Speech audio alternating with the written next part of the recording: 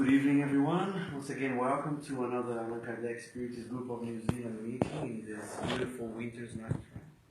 So thanks everybody for living in the comfort of your homes, the warmth of your homes, being here. For those who have been here for the past 2 nights, we just had a seminar, so some of us have been here for the 3rd night in a row. So thank you so much for coming, and also extending our very warm welcome to all of you who are here for the first time.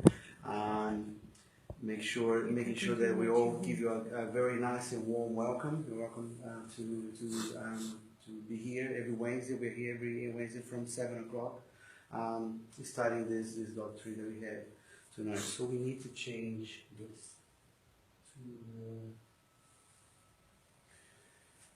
see if it's going to work. Yeah, it should work.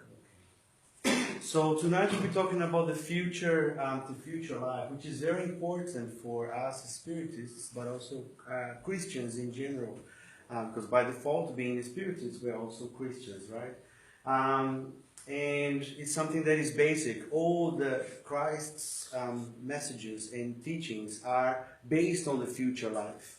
So it's for us important to have a good understanding what this future life means. Also from the point of view of Spiritism. So I'm going to start by showing some slides and pictures. We have here a picture. Who can tell me what this picture is from? Nosular, yeah. Our Home, yeah. It's a Spiritist movie based on a book that he gives us some ideas of what can we expect in our future life or our spiritual life. We can see the colony here, spiritual colony. Which is a very lovely, nice and clean space and very harmonious, and other conditions that other spirits might face in their spiritual life, which are not so pleasant at first. Okay, so just keep in mind. If you haven't read the book, we have the book available in our library, and also we have the movies are available. So I'll just give you guys an outline of what we're going to be talking about, so you have an idea of what's happening. So we're going to be talking about future life, the rewards and recompense according to Moses, Jesus, and Spiritism. So we're going to go through a little bit of the history of this, the importance of understanding the future life or the spiritual life. We also have the future life. Being the understanding of future life can be the key to the moralization of mankind. Understanding future life, we can better the present in order to achieve this better future life. So we can help the moral of the planet as a whole. We're also going to see what is the Spiritist contribution of the ideas of Spiritism to understand the future life and how to apply this understanding into our daily lives, that we live in this time. We're also going to be talking about the many dwellings in my Father's house. This is a different part of the teachers, Jesus' teachings as well. What he meant when he said many dwellings in my Father's house. The errant state, the state between lives that we go through. Also, we're going to have a look at the life in the spiritual world. And we're going to, as a conclusion, we're going to see that there is always continuous progress. So there's a little bit of an outline of what we're going to be hopefully touching base in all of this. So this study, this lecture, is pretty much based on the 2nd chapter of the Gospel according to Spiritism. And at the beginning of this chapter, the Spirits present this passage from the Bible, from John chapter 18, items 33 and 36. And just to give you guys a little bit of the situation that Jesus found himself in this situation, this was just a little bit after the Last Supper, when he encountered the 12 disciples and he was telling them that what was about to happen. Telling them that one of them would betray him, yeah, and he also telling them that one of them would deny him 3 times. We know who betrayed, it was Judas. And then Peter denied Christ for 3 times, and he was telling them what was going to happen. But he also said, do not worry, do not fear, because don't you have faith in me? Don't you have faith in our Lord God? I will go, and I will go be with our Father, prepare for you, and I will send you the promised Comforter. The Comfort will come in the name of the Spirit of Truth. So this was two steps to this supper. It was a warning, but also a comfort to them. And straight after that, Jesus was brought to, after Peter denied him 3 times, he was brought to Pontius Pilate, which was the prefect of that region. Okay? So in this interrogation, he asked Jesus. Pilate then went back inside the palace, gathered Jesus and asked him, "Are you the king of the Jews?" And then Jesus said, on the 36th, Jesus said, "My kingdom is not of this world. If it were, my people would fight to prevent my arrest by the Jewish leaders. But now, my kingdom is from another place." It's important to understand that he says, "but now." Okay? So if it's not now, when is it? In the future. Right? So that's the very important part we have to get. But now my kingdom is from another place. We also have to understand, in a historical context, the conditions, and we have to go back in time and to remember in which conditions Jesus came to be with us over 2,000 years ago. The world was a very different place then. The society was living under what was called the Torah Moshe, which is the Mosaic Laws, the Law of Moses, which was the first revelation, first divine revelation. Okay? Which the first part of this law was the 10 Commandments, which was received by Moses in Mount Sinai. Okay, which we all should know all by heart by now. If I remember from our classes, you shall have no other. I am your God, who freed you from the slavery in Egypt, who freed you from the house of bondage. Number 1. Number 2, you shall not have other gods before me. Number 3, you shall not have statues or figures that you worship. Number 4, do not put do not use the God's name in vain. And so on and so forth. Okay, so this was pretty much the divine laws. But together with this, Moses had other 5 books. Not only the 10 Commandments, but 5 books. Why was those 5 books important? There was a way to control the situation of that barbaric, that primitive state that society was living. For example, I'll give an example of this law. There was a law before the Mosaic Law. There was what's called the Lex Talionis, the Law of Talion, the Law of Retaliation, speaking in English, current English terms, the Law of Retaliation. According to this law, somebody that was a victim of a crime could go and retaliate the crime, but not equally. It could even go further. If somebody from a tribe or from a family comes and kills somebody from my family, I would have the right to go there and exterminate, genocide. Okay. That was the condition. There was the law that we're living then. And then Moses said, hang on, no. You don't have the right to go and retaliate and kill everyone. You can get one eye for one eye, one tooth for one tooth. It's a huge step of evolution, right? They could not go there and try to decide to come up with a law to say, okay, no more killing. You cannot retaliate anymore. You cannot. No. At least the retaliation became from a large scale to a more fair, more humane scale. Okay, so that was necessary for that time. Okay, for that to happen.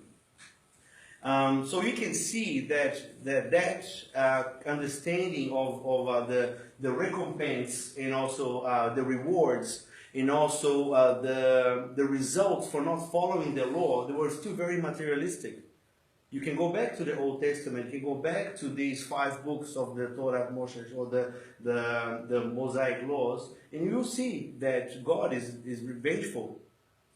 You can see in Exodus, you can see in Isaiah saying that the Babylon will fall, the queen of Babylon will get out of the throne, and you feel my vengeance. So it was a very vengeful God from understanding of that civilization at that time. Okay, so they were still very also once again in even when God showed His compassion on for example Isaiah 46, He says that I am your Lord, I will take care of you even when you have your gray hair.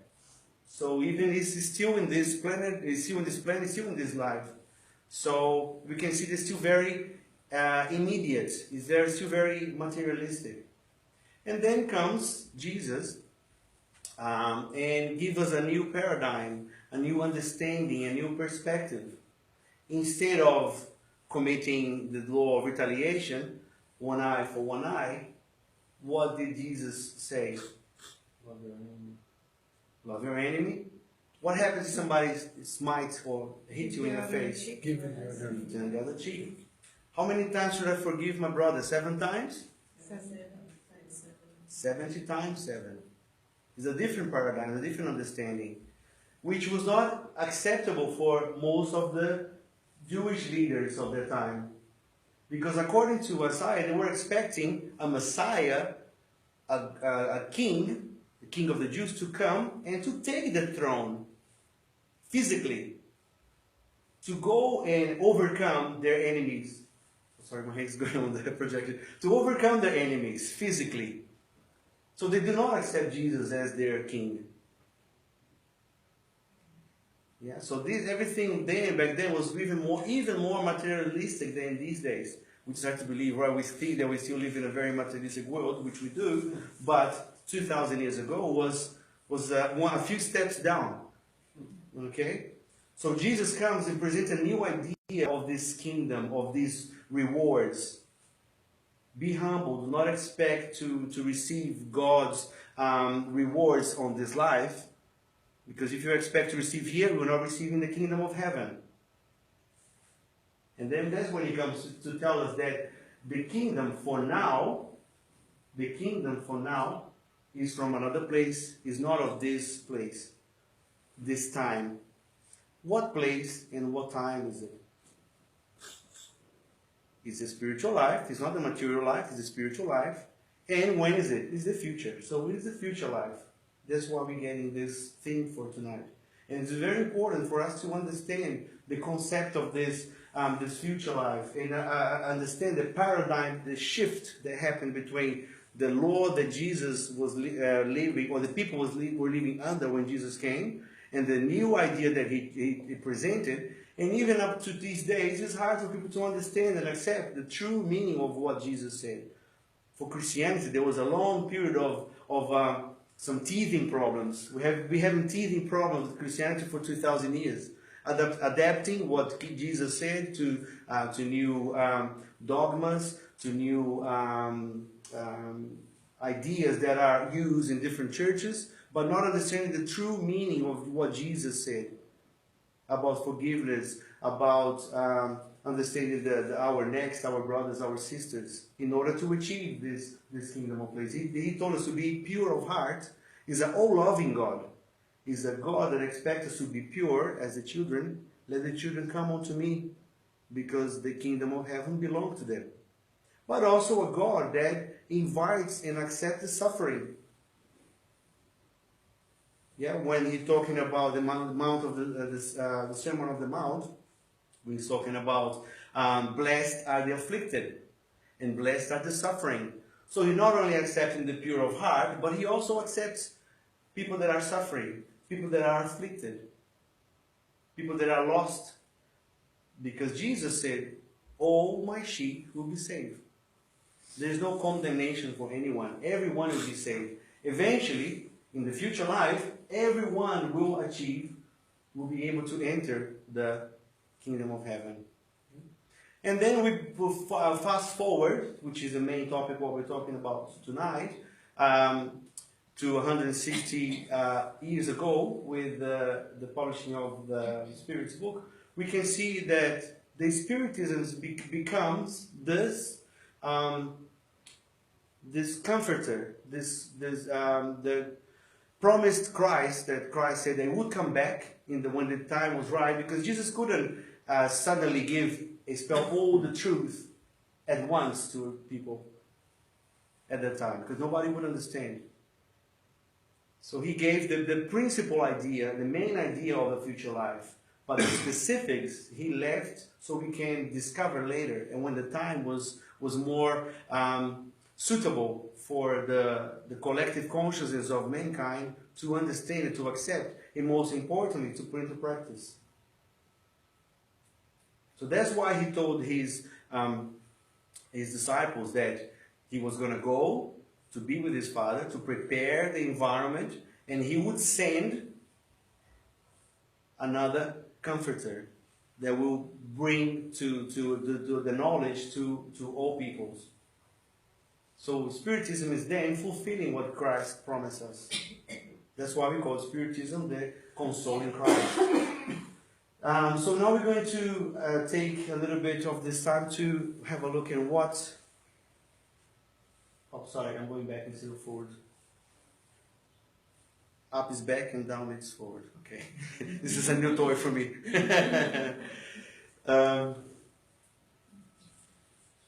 So, in the Gospel according to Spiritism, in chapter 2, item 3, and just before I go any further, just another point that I forgot to mention. Just like Jesus said, because when he came, he knew about the rigidness and the restrictions that were in place that time. So he did warn the first chapter of the Gospel according to Spiritism, which is, I did not come to destroy the law. This is exactly what Jesus said. He did not come to destroy the Mosaic Law. He came to fulfill it. He came to fulfill it as a Messiah that was promised by Isaiah in the Old Testament. So once again, Spiritism is not coming here to destroy what Jesus said, but to fulfill it. Okay? And then in chapter 2, Spiritism has come to complete this point, as well as many others touched by the teachings of Christ, now that humans have matured enough to be able to comprehend the truth. In a certain level, okay, we're still struggling to pass this idea to the mainstream or to the main people, but we're getting there slowly, lecture by lecture, Facebook live by Facebook live, slowly we're getting there. With Spiritism, the future life is no longer an article of faith, a mere hypothesis, but becomes a material reality demonstrated by the facts. So the idea, the principle of future life is not just, I wonder if when I die, will I go to heaven, will I go to hell, will I go to purgatory, all right? Well, like some other school of thoughts teaches, what's going to happen, what's to happen. No, it's no longer a wandering thing, it's no longer an article of faith. Because as a result of the studies of Allan Kardec and the communication with the spiritual world, we have a physical proof. It's no longer a mere hypothesis. It's a material reality demonstrated by the facts. You can prove. You can read in the books that were written, messages received from the afterlife, that what happens to us. So we don't have to wonder anymore. We just have to read. We just have to study to understand what goes on.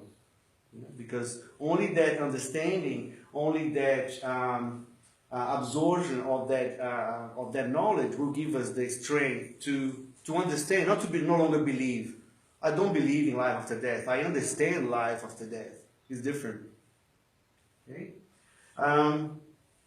So just going a bit forward. Okay. So, and we can find a lot of these explanations on the Spirit's book. By the way, this lecture is based on the Spirit's book, the Gospel according to Spiritism. There are also some parts from Heaven and Hell, which are 3 of the basic books of the Spiritism, the codification. Also a few messages from Manuel Filomeno de Miranda, but mainly from these books, which are, some of them are on display there on the table. So, on the second part of the Spirit's book, the chapter 6, there's a whole chapter about spirit world. Yeah, the second part. And chapter 6 about spirit life. What happens when we die? It's all there. Do we reincarnate straight after we die? No. What happens between one incarnation and the other? And then the Spirit is going to tell us what happened. What happens to us when we are in the spiritual life. We're going to get there in a few slides. But just to give you a few examples, it all coming back to that idea of rewards and punishment, which we're also going to talk about punishments, which are nothing more than an opportunity to learn, which means a lesson, can be seen in the spiritual life. coming back to this very basic idea of principle of Spiritism, of action and reaction, which is also a law of physics. For every cause, there is an effect. Right? So, our spiritual life will basically depend on what? On our present life. Depending on how you live your life daily, on the present life, it will reflect on your spiritual life. I just put a note there so I can remember.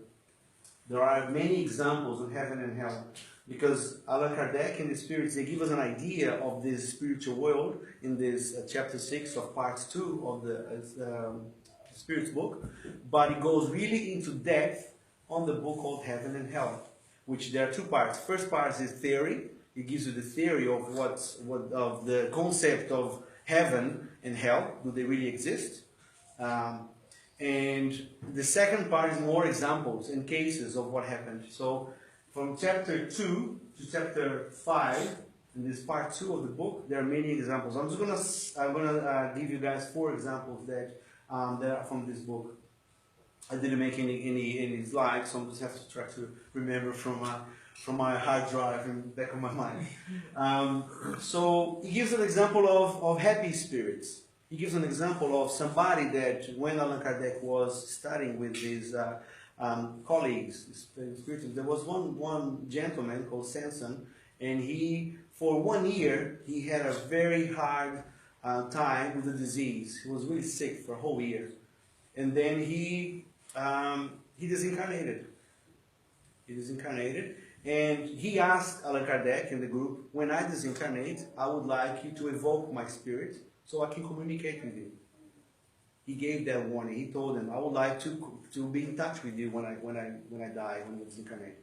And so they respected his request and evoked him from the spiritual world to communicate.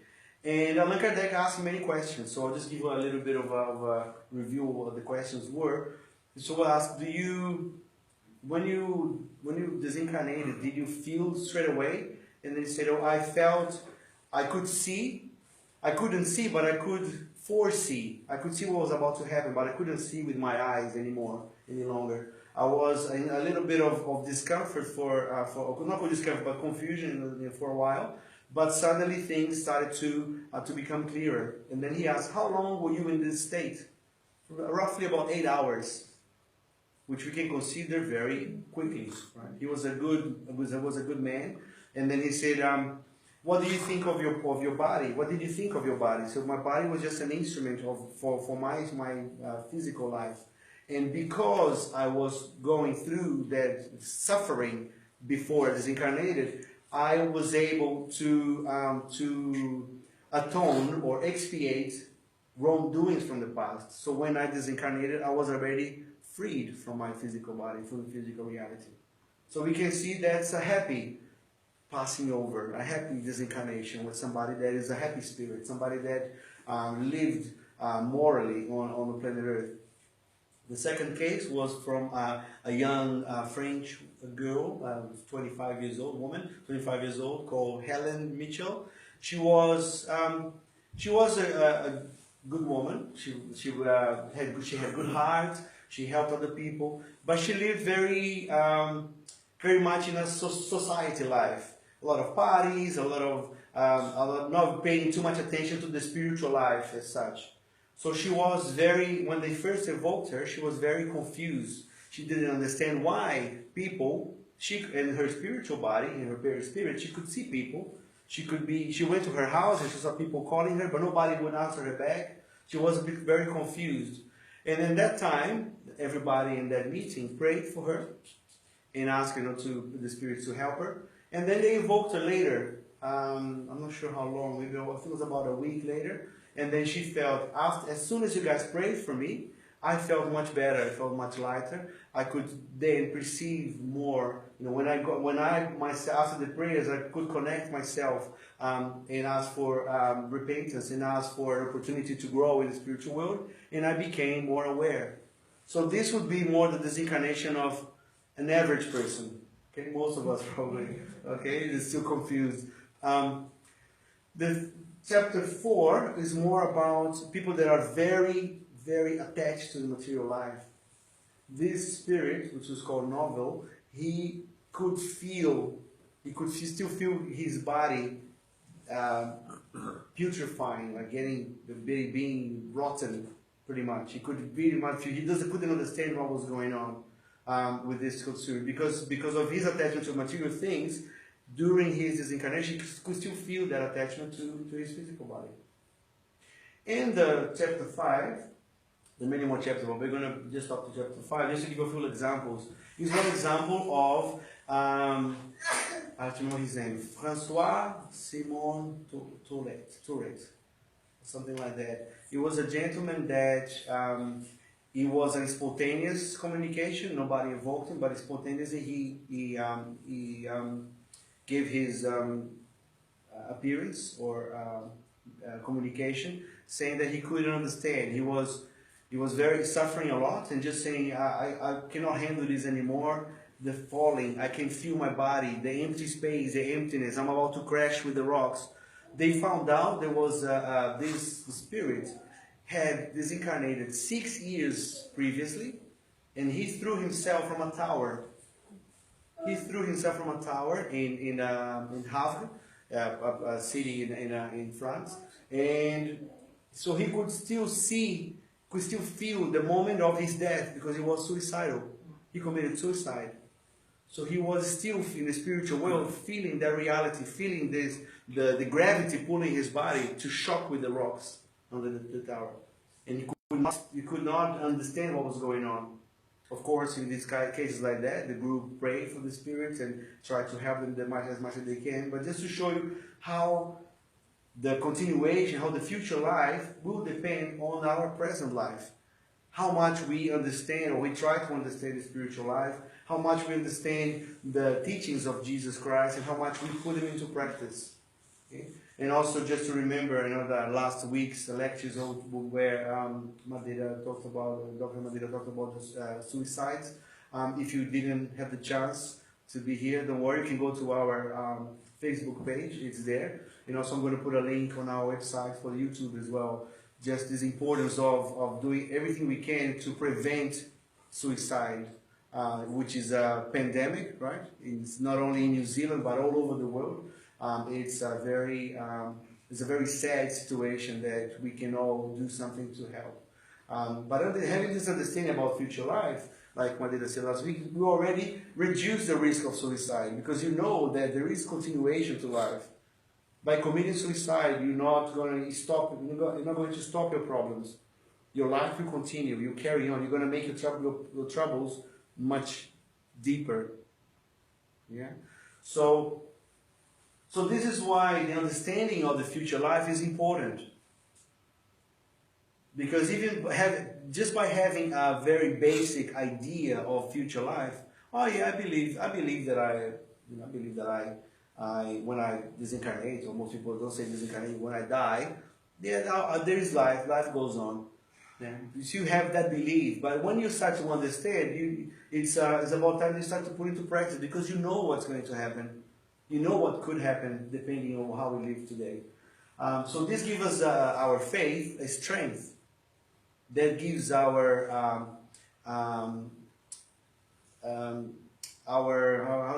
courage, give us courage to continue in the right path because we know that there will be a reward.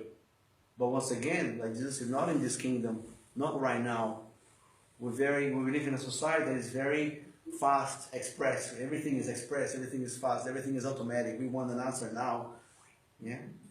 If you send a text message to someone, nobody replies. We go, what's happening? It doesn't, we get worried about it. We don't get an email. We want things to happen now. But when it comes to our spiritual life, we have to remember that all the rewards and the lessons that we need to learn, they will happen. Sometimes they will happen in this life as well, of course. But they will continue on the spiritual life. They will continue on the future life.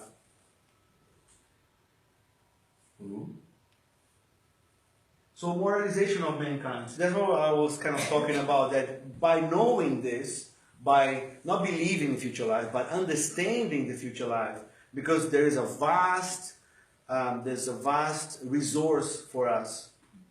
There's over 400 books by Chico Xavier. If you don't want to read the 400 books, you can start with 14. Okay?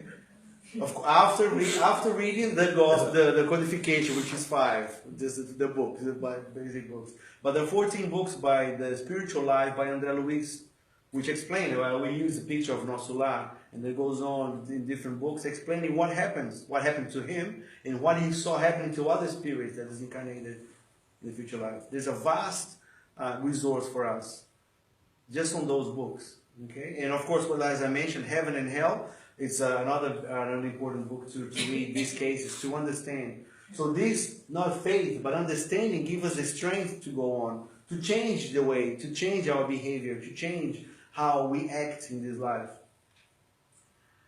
So once again, in the same chapter, chapter 2, item 5 of the Gospel according to Spiritism, the clear and precise idea one holds of a future life provides an unshakable faith in what is to come, because it completely changes the point of view from which we consider life on earth.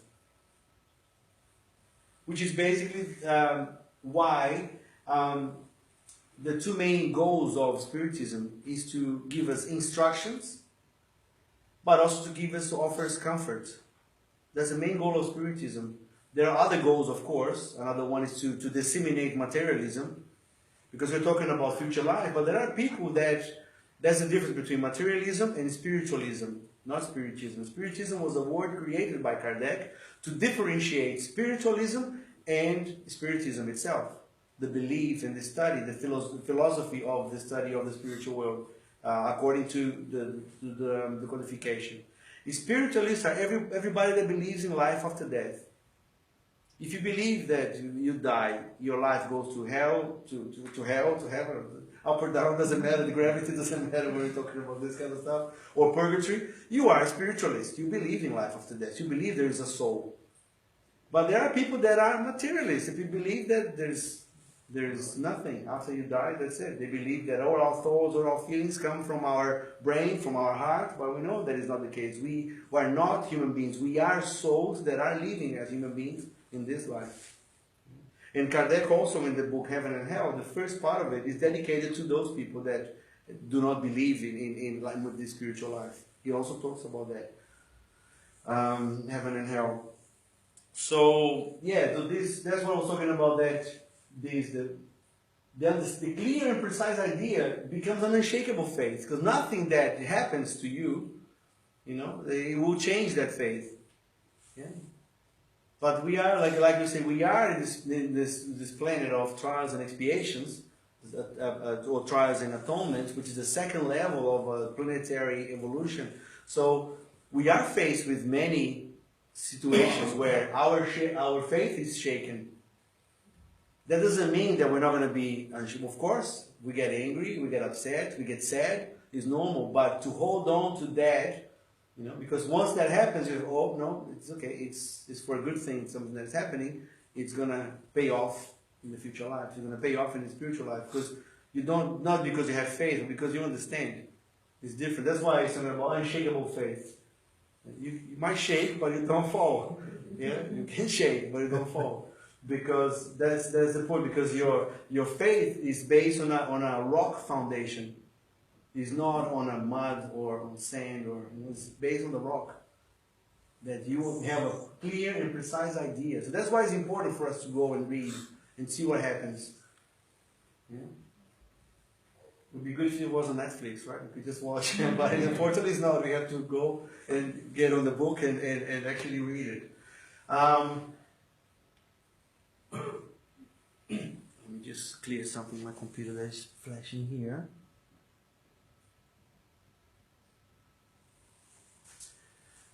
So then we come to another passage by Jesus, that when he said, there are many dwellings in my Father's house. In John chapter 14, items 1 to 3, he says that let not your heart be troubled. You believe in God, believe also in me. There are many dwellings in my Father's house. If it were not so, I would have told you. For I am going to prepare the place, and after I have gone and have prepared the place for you, I will return and will take you with me, so that there where I am, you may be also. So that's when he was telling us that he was preparing this other dwelling, this other place for us. Obviously, it was not here. It's a spiritual world. It's a kingdom of heaven. Cheaper than welcome. The house is cheaper. Oh yeah, the dwelling in there, the spiritual dwelling there is cheaper than the properties in Auckland at the moment, with the real estate, the situation at the moment. That's very true. And those houses, the dwelling, they're not paid with money. They're paid with our sweat, our tears, with our trials and tribulations, and overcoming our weaknesses and working towards other people's good. So that's pretty much what we can understand, that there are many different stages where we are able to live, or we're able to stay.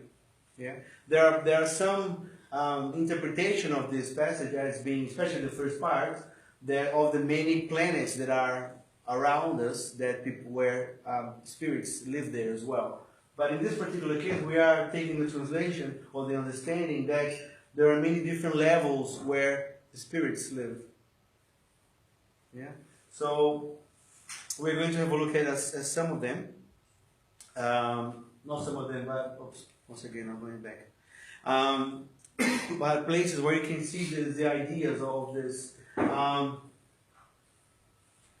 So in Spiritism, we call this state after we disincarnate and preparing for a new incarnation is called the errant state. There's nothing to. Sometimes we think about errant being an error. It's not an error. It's just that's why some of the translations in English they say wandering. So it's a stage where you are just finished one reincarnation and you are getting ready for the next one. So it's a time where it's between reincarnations. So that's what we should understand by errant states. Could we say that all spirits who are not incarnated are errant or in a wandering state? Those who must reincarnate, yes, but the pure spirits who have reached perfection are not errant. Their state is definite. So once the spirit, us, for example, when we reach perfection, then we won't have the need to reincarnate anymore. Okay, but until then, we will have to. So even going back to what we thought before the beginning of the lecture, the idea that the Jewish people had at the time, they believed that angels were beings, pure beings, but the difference is that they believed that they were made like that. They were designed and made for being angels. But now we understand that we are angels in evolution. That's how we should see ourselves. Prototype of angels, yeah. We are in evolution. If by defining by the way how we live and how we behave, and is a reincarnation by incarnation, we evolving, we will get to a stage where we will be able to assist others, just like angels have assisted mankind throughout our spiritual and moral evolution. We will be able to achieve that as well, but not because we were born like that, just like that, in New Zealand, or New Zealand, but in English word can say there's the Lady Gaga syndrome. I was born this way. Nobody was born this way. We are always evolving. In Brazil we say the Gabriela, eu sou sempre assim, eu nasci assim. So nobody was born away. We can always evolve because we're all living on the law of progress. We're always evolving. So just like the angels that we can see in the Bible, we will be able to achieve that level depending on us, depending on how we live our daily lives. So Allan Kardec, this was a question by Kardec, and this was the answer by the spirits. Now Kardec gives his comments, the different font. So he said, regarding their inmost qualities, spirits belong to different orders or degrees of advancement, through which they pass successively as they become purified.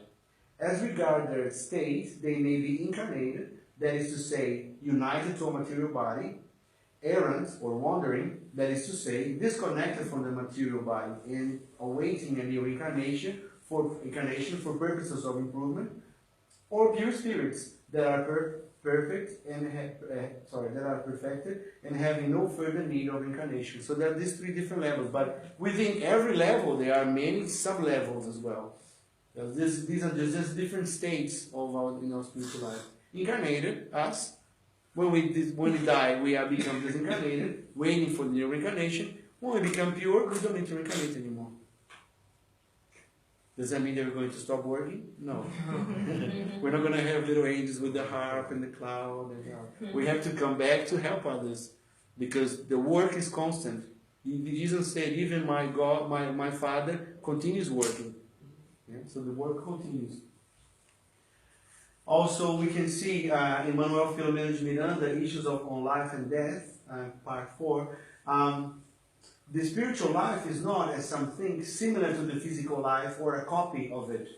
The opposite is true, and earth is an imperfect copy of the spiritual life, which is the cause. Therefore, is pre-existing and all-surviving. Because we keep thinking, the spiritual life will be similar to here. It's the other way around. Just like we think that we are human beings that sometimes have spiritual experiences, it's the opposite. We are spiritual beings that at this moment are having a human experience. So this is the other way around. Some people say, I am a person that has a soul. No, you are a soul that at the moment has a body. So we tend to think it upside down. Yeah. It's not only because we are in New Zealand or down under. It's all over the world people think like that, right? So we have to see it a different way. It's not that the spiritual world is similar to here. No. Here is an imperfect copy. You see that? Imperfect copy of the spiritual life. So what we have there is like this, but better. More complete.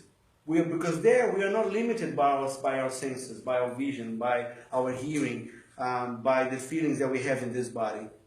There we don't have this barrier.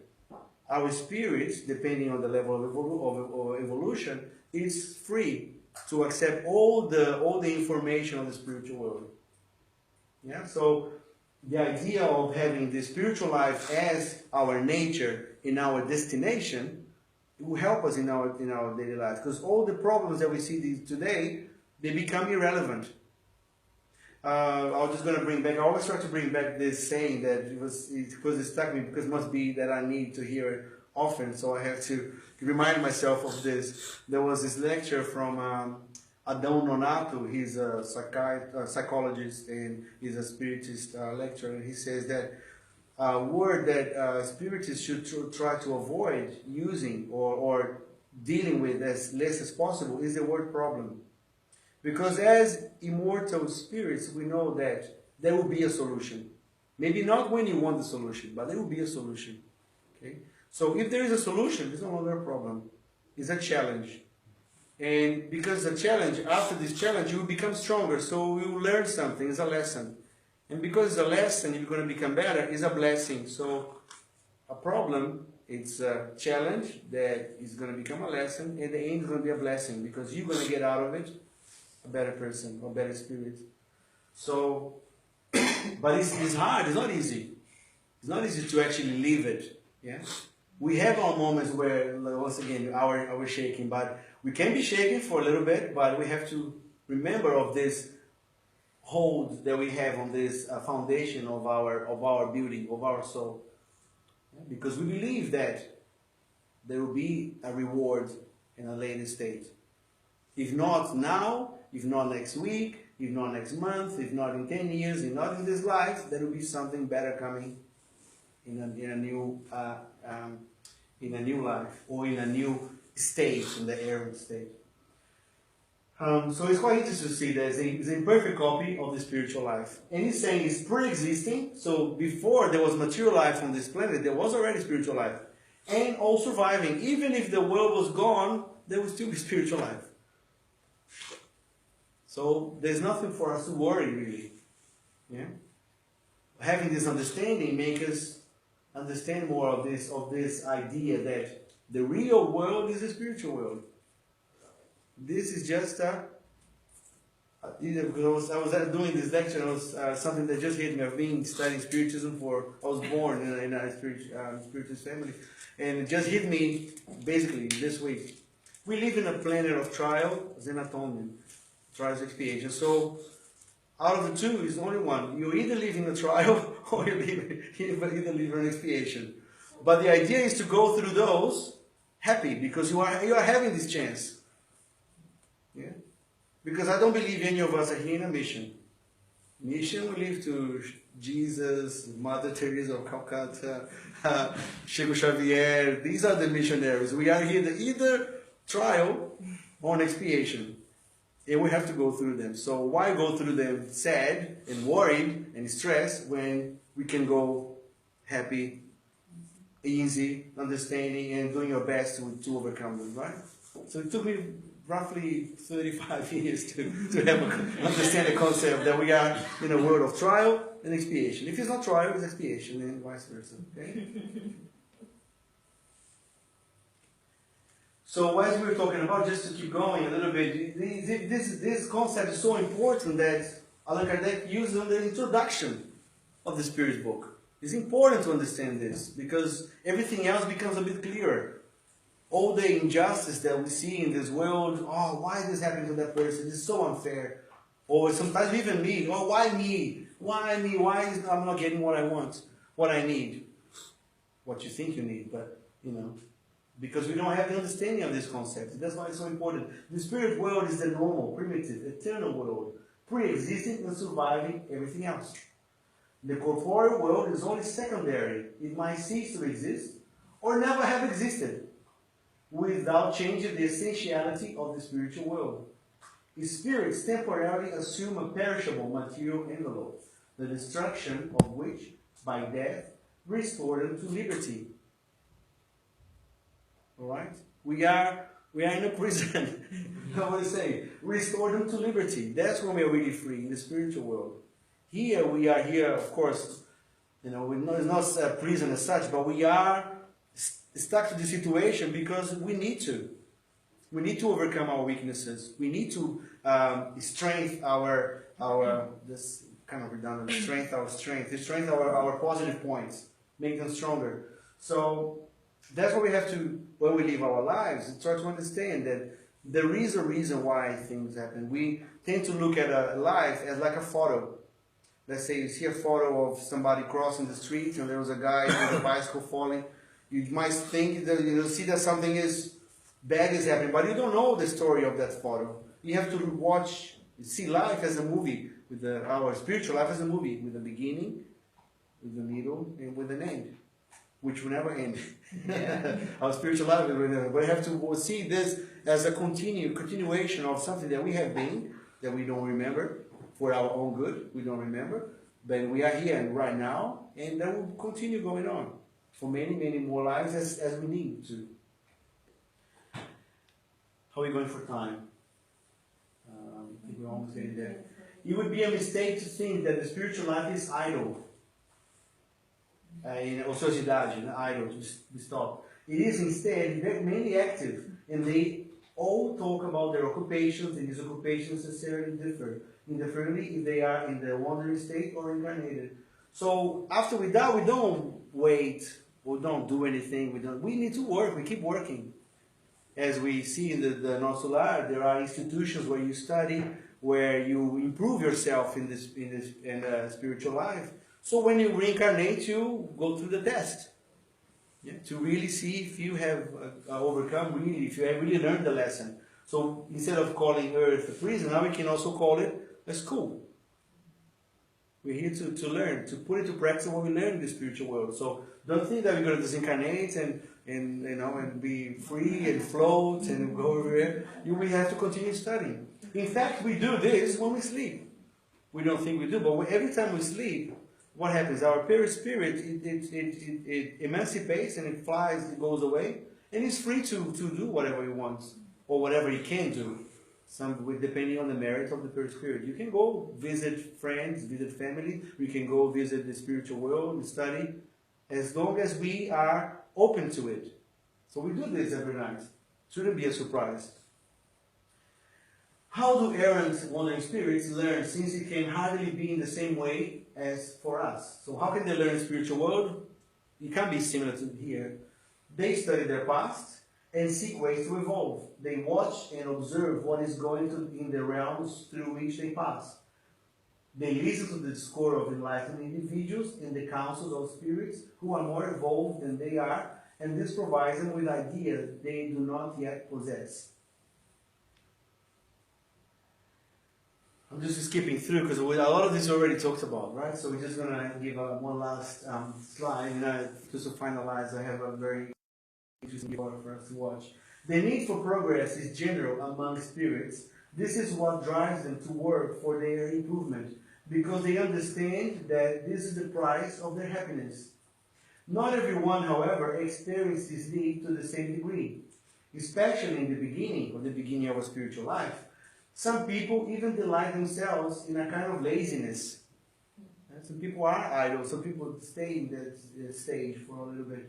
But that does not last long. Soon the activity becomes an overriding need for them, which incidentally are driven by other spirits, who stimulate feelings of good. This is because it is in ourselves, just like the belief in the future life is innate in man. We all have this seed in our conscience. Even those who say, "Oh no, I don't believe in life after death. I don't believe in God." You know, even like a lot of people, especially in Brazil, say, "Oh, I'm atheist. Thank God, I'm atheist. I don't believe in God. Thank God." You know, but in nature, their behavior shows different sometimes. Because if you didn't believe in spiritual life, if you didn't believe in God, why would you be a good person? If there was no reward for you at the end of it, why would you? Yeah, so deep inside, even they denied, sometimes it's their pride that stops them from doing that. But their actions show differently, because if there was no consequence, I'll just do whatever I want, I don't care. I'm going to go to hell, there's no hell, there's no heaven. Yeah. But, so the same thing goes for another law, divine law that is in us, is the law of progress. We all want to do better. We all want to evolve deep inside. So this even that's why I said even in the beginning we have this kind of laziness. It doesn't last long because we all feel the need to evolve. Yeah. So just a little review of what we have seen here. Planet Earth is our temporary school. Yeah.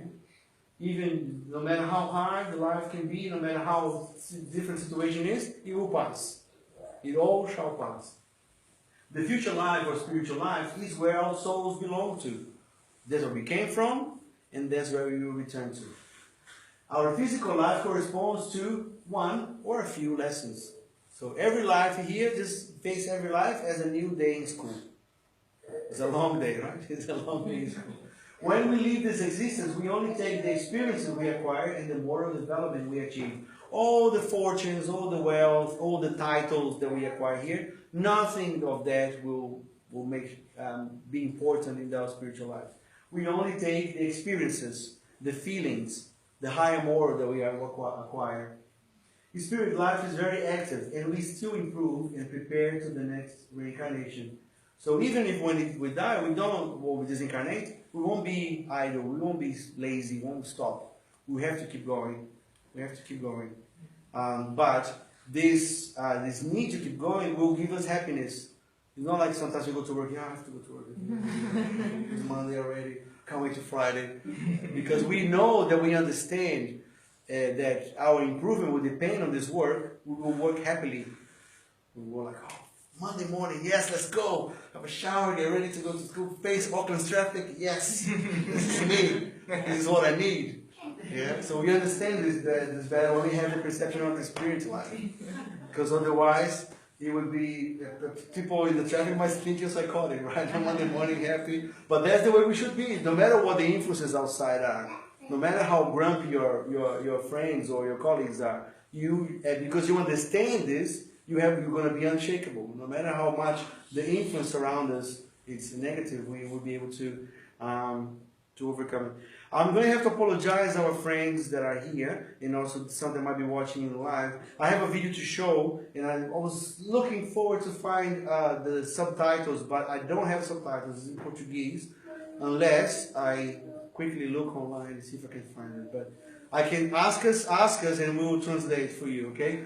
I'm not going to tell you right now because I don't want to give any spoilers to people that are Portuguese, but later I can explain quickly what happened in this video. It's a YouTube channel called Amigos da Luz, Friends of the Light. They're comedians, so but the topics are very very spiritual. So it's quite interesting to see what they say.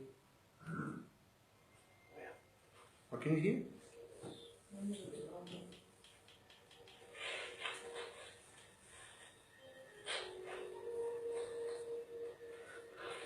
Ai, gente, que lugar é esse? Socorro! Oi.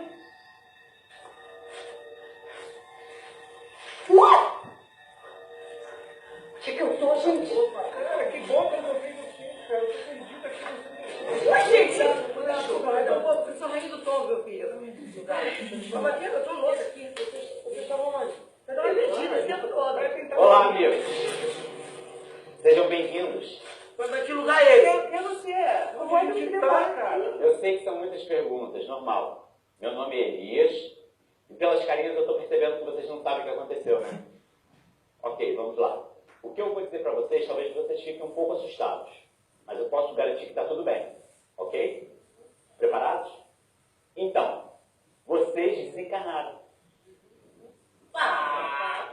É isso que você queria falar? Esse cara não tá. Gente, ninguém fica pra semente, não, amigo. Não. Vocês reagiram bem. Pensei que vocês fossem ficar assustados. Nada, tranquilo, normal. Só que ele não era sem gostar, porque eu não pro meu marido, né? Avisar pra ele. Então, aqui não tem internet. O que é? Não, mas não. Calma, pessoal. A gente não tem internet, mas tem uma coisa bem melhor. Melhor que internet. O pensamento. Isso a gente já tinha na Terra, né? Calma, gente. O pensamento pode muito mais do que vocês estão imaginando. Porque a internet, né? Se eu quiser falar com meu marido, é só mandar um pensa-zap pra ele. Oi, alô, Bebe, tá me ouvindo, câmbio? Bebe? Ué, cadê a garota? Cadê a moça? Onde é que ela foi? Ela foi até o Weber, marido dela. É como eu estava tentando dizer. O pensamento é ação. O espírito vai onde o pensamento está. Que isso? Tô passada. Eu também. Outro estudo, né? Não, minha filha, o Bebe já tá com outra mulher. Calma. Calma, ele já tem ligação com outra mulher e eu acabei de se enganar. Acabei não seria bem a palavra. Já tem mais de 1 ano que você desencarnou. A diferença aqui na percepção do tempo é muito grande. Grande vai ser o textão que eu vou colocar no Facebook do Bebe. A timeline dele vai ferver. Então, aqui não tem Facebook. Não é possível. O quê? Tá brincando? Que isso, gente? Não pode ser. Como é que vocês chegaram aqui sem internet e Facebook? Calma, gente, calma. Ele deve ter alguma coisa melhor que o Facebook aqui, né? Não dizem por aí que o mundo é uma coisa do plano espiritual. Eles devem ter uma tecnologia de última geração para relacionamento interpessoal. Calma. Aqui a gente não. Aqui a gente não faz textão no Facebook. Se alguém nos ofende, a gente vai e resolve direto com a pessoa. Aqui temos o bom e velho bate-papo. Tipo o bate-papo da UOL. Mas sem aquela pegação toda. Tem internet, tem Facebook. Legal, se for espiritual. Gente, é legal. É porque vocês estão sob influência da matéria. Mas quando vocês se familiarizarem com as coisas daqui, vocês vão ver o quanto é legal. Então tá, né? A gente acaba se acostumando. Eu sei pra hoje. Então, olha só, então vamos acabar com o papo, a gente tá com um pouco de fome. Onde é que a gente arruma pizza? Então, aqui não tem fim. Cara, vai se tratar, né? Mas brincadeira, eu, hein? Vem cá, onde é que eu fiz a reencarnação, hein? Eu quero voltar na casa do Bebe antes dele se encarnar, mas eu não faço.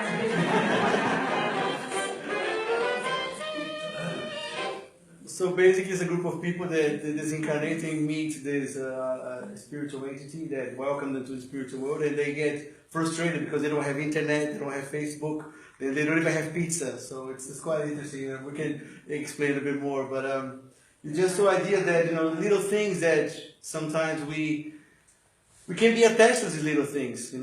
Sometimes I know people that go somewhere. Oh, we don't have internet here. Oh, they're not able to disconnect from the situation of life. And we will have to disconnect one day. When disincarnate, we have to disconnect from, of course, Facebook, internet, but also have to disconnect from our families. But knowing that we will see them again in the spiritual life as well. So all the attachments from this world, they will become a sort of a barrier for us to fully understand the spiritual world, or fully live the spiritual world. So we have to live in the material world, yes. We have to aspire to be better, to have better things in life, to have more comfort, yes, we do. But we don't need to be attached to all those things, because eventually we are all going to have to go through a spiritual life where we belong to. So I hope with these ideas of the future life and the importance of understanding, we brought some concepts and some ideas that we all know, but sometimes it's good to remind ourselves that we have all these amazing lessons from Christ, and explained in a clearer way through Spiritism, that we can apply to our daily lives and keep going towards our destiny, which is to become better people, better spirits. Okay? So with that, I'll leave you guys with a thank you, and also open the space for any questions, any comments. Do we have some time for a couple of questions there? Or no? Okay. All right. So once again, I have just a comment, because at the beginning you said when Jesus said, "My world is my kingdom is not of this world." And that's interesting when he says, because it's not on this world yet. Mm-hmm. But one day it's not going to be just on the spiritual world. It will be also here as well, when we all learn, a little bit more, improve ourselves. Yeah. Yeah. Just like we all evolve spiritually, planet Earth is evolving as well.